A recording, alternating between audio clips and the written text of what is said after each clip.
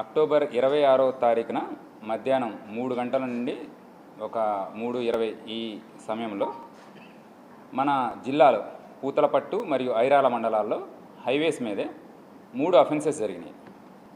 So వీటిల్లో 2 కేసెస్లో ఎవరైతే సరే రోడ్డు పక్కన వెయిట్ చేస్తూ ఉన్నారో ఆ మహిళల మెడలో నుంచి చైన్ స్నాచ్ చేయడం జరిగింది.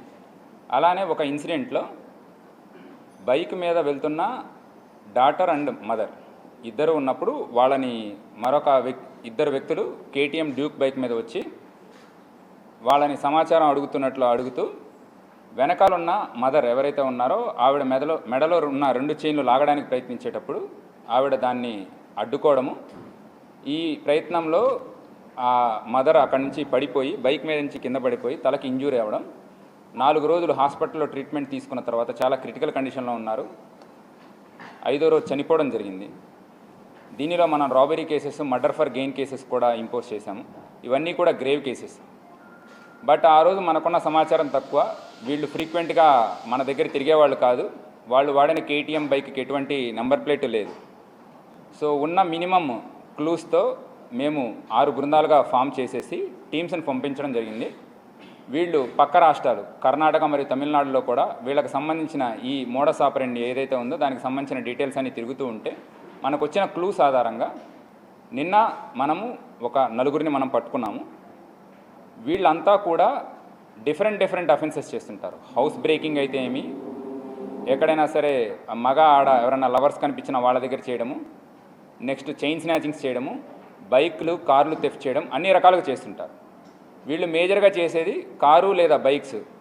ఇవి దొంగతనం చేసిన తర్వాత వాటిని వాడి వాళ్ళు పక్క రాష్ట్రాల్లోకి లేదా దూర ప్రాంతాలకు కూడా వెళ్ళి ర్యాండమ్గా మేజర్ హైవేస్ మీద వెళ్తూ ఉండి ఎవరైనా ఒక మహిళ కనిపిస్తే బస్సు కోసం ఎదురు చూడడం కానీ వేరే దాని గురించి ఏదైనా సరే రోడ్డు పక్కన ఎక్కడైనా ఉన్నవాళ్ళు వాళ్ళ దగ్గరికి వెళ్ళేసి చాలా స్మార్ట్గా వెంటనే వాళ్ళ మెడలో ఉండే గొలుసు లాగేసేసి అక్కడి నుంచి ఇమీడియట్గా తప్పించుకొని వెళ్ళడం జరుగుతుంది. కేటీఎం బైక్ కానీ వీళ్ళు వాడిన మారుతి కారు కానీ చాలా వేగంగా, మేము చూసిన దాని ప్రకారం సుమారుగా వాళ్ళు నార్మల్ రోడ్స్లో కూడా 100-120 కిలోమీటర్స్ వేగంతో వెళ్ళడం జరుగుతుంది.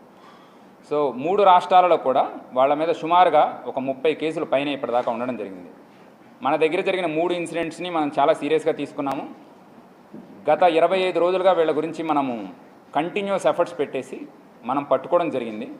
వీళ్ళ కోసం వేరే రాష్ట్రాలు వెతుకుతున్నా కూడా మనమే పట్టుకున్నాము. ఇందులో మరొక ఎక్యూజ్డ్ ఇన్వాల్వ్ అయ్యాడు. అతను ప్రజెంట్ దొడ్బల్లాపూర్ పోలీసులో మనం ఇచ్చిన టిప్ ఆఫ్ మీద వాళ్ళు పట్టుకోవడం జరిగింది.